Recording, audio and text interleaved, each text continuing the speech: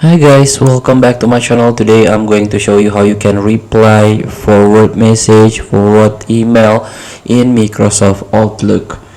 So here we go, by support.microsoft.com. How you can reply to or forward an email message.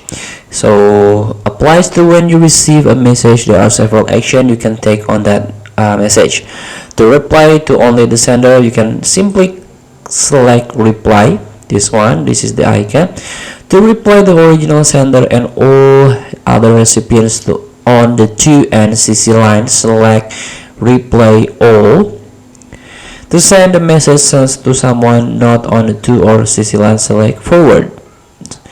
So here for message you receive, select reply all or forward.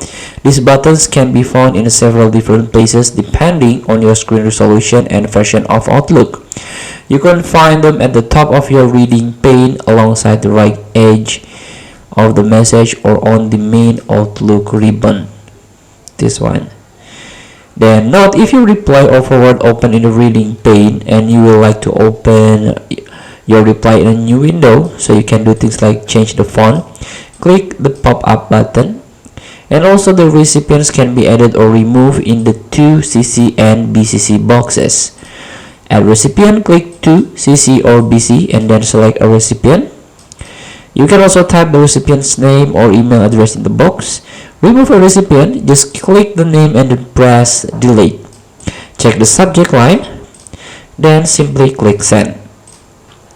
So feel free to try. Thank you for watching. Don't forget to comment, like, and subscribe, and also click this button below. See you in the next video.